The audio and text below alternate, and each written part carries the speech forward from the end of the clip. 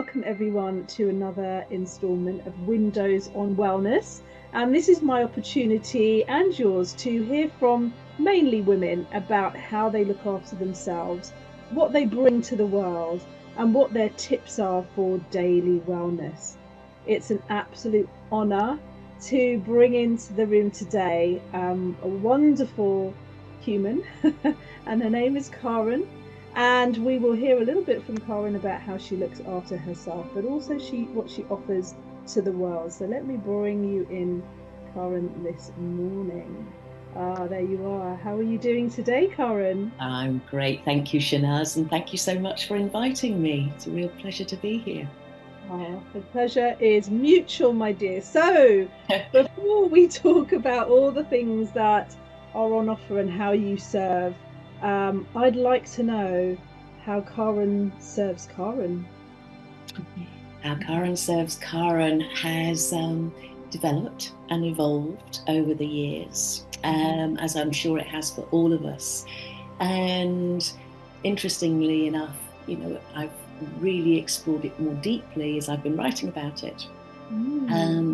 I moved into an area with very ancient hills just under 2 years ago, and that has become very much an integral part of my self-care. Walking in those hills, really tuning into that ancient wisdom and connecting with all that is. And that most definitely is a part of my daily routine. So my daily routine starts when I open the curtains each morning and I look out at the hills and at the trees, and I just really become very present to what is, which means that I get to see if there's a little tiny wren on top of one of the birds, or a coaltit, or a little, flurry of butterflies. Notice each day how the trees and the shrubs are changing, where the sheep are on the hills. So really present right from that first moment. And I then make myself a big mug of, this mug usually, of hot lemon water, go back to bed and meditate. And by the time I finish meditating, the lemon is cold, but very refreshing. And I drink that. And then sometimes, not every day, I journal. And I journal in the form of morning pages, Julia Cameron's wonderful format. And I interviewed her a number of years ago, and she said she regards morning pages as a vacuum cleaner for the soul. Wow. It gets rid of all the stuff that's going around in our head. And so it's really helpful. And then other things that I do during the day is I don't eat until 11:30, 12 o'clock. So I give my body a chance to really feel cleansed before I eat. Drink quite a lot of water, but not an excessive amount. Always walk. And I eat what my body wants. So I tune into what my body wants. Now, over the years, that's become really very clear in terms of what it usually wants, which is usually no starchy white carbs, and usually relatively high protein, low carb. But just occasionally it'll throw a spanner in the works. And so, there are a lot of the things I do during every day. I've got a personal trainer at the moment. And so, because I really wanted to feel toned from a strength and wellness point of view. And at night, when I go to bed, I always say to myself what I'm grateful for. I do more meditation, and I look out of the windows at the stars, at the sky. Even if the stars and the moon aren't there, I'm still looking at them because they are, and listening to whatever is there, which is usually very, very peaceful. So sometimes a little bit of noise, often nothing, certainly nothing jarring. Coffee drawing. That sounds absolutely exquisite. I expected no less. And what stood out for me very much is that image of, as you say, just draw. I mean, nobody's mentioned just drawing the curtains or opening the blinds or whatever you have that cover your windows, but just opening up and allowing whatever it is to wash over you, rather than Yes. coming into the day with an agenda. It's what, what's speaking to me in the world outside, and then pretty soon coming back into yourself to check in with where you're at in your kind of internal ecosystem, and really nourishing that through food, through water, through the meditations. Oh, it sounds absolutely delicious. Yes. And you did mention, yes, you did mention that you have been writing recently, and I've had, again, the privilege of previewing some of that material, which is now out in the world. Let's talk about how you are showing up to serve those that you seek to serve. Absolutely. Well, I've been an entrepreneur for nearly 40 years now. So I sort of bring all of that. I had an event management company for 21 years, and life coach. I've been saying for 20 years, it's actually, I've been a coach for nearly 25 years. And so I bring all of that together, and just the learned experience, the lived experience, to really help people connect with who they are. To, as I would say, especially with the title of my first book, Letting the Light In, really bringing that light into yourself.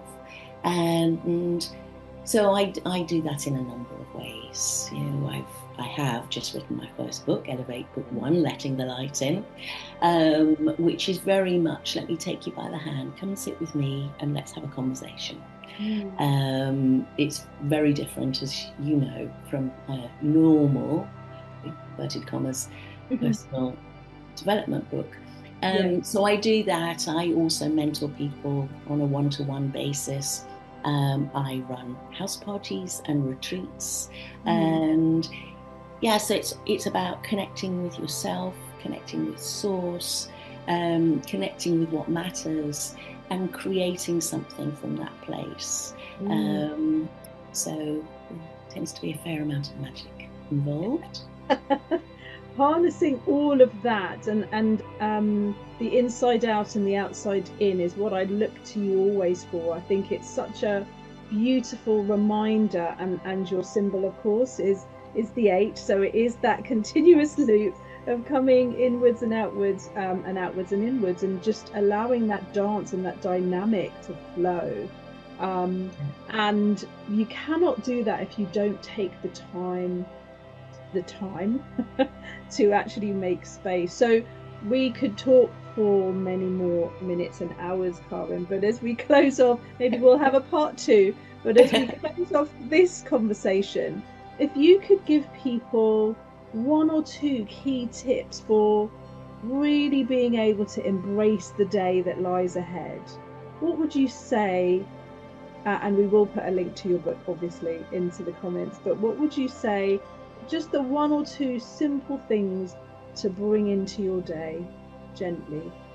I would say tune into what really works for you. Because it's so easy to get caught up in, this pattern, that pattern, or you ought to do this, or you ought to do that. Tune into what works for you. And so get lots of ideas. There are, as you know, lots of ideas in my book, but there are lots of ideas out there. But don't do things that feel forced. And self-care really starts from that decision of which of these things work for me.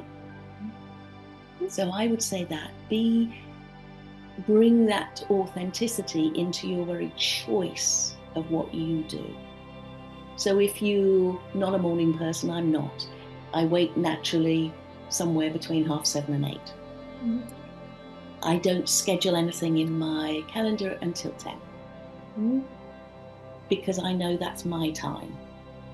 But you might be a early morning person, so it's a very different pattern. So really be true to yourself. I would say that would be my big thing. I absolutely love that. And I think when we feel into what works and follow our own internal GPS Yes. rather than outsourcing it to others to say this, I mean, we're the only people walking around in our own bodies, connected to our own spirits and our own minds 24/7. So who else Yes. better to know what is needed? However, take inspiration from those Yes. suggestions and invitations that are out there and Yeah. try them out. Have a little play, right? See what works. Exactly. And I think the only thing I would say it really 100% definitely works for everybody is turn this thing off Uh-huh. at least an hour before you want to try and get to sleep. Yes, absolutely. Wonderful. Thank you so much, Karen, for sharing Oh, my your pleasure. journey so far over decades. And it's been an absolute pleasure to speak with you today. If anyone wants to get in touch with Karen or find out what else she's up to, and of course to have a little look at the book, please check in the comments and we will share all the links there. For now, thank you so much for sharing and opening a window on your wellness. Thanks so much, Karen. My absolute pleasure. Thank you.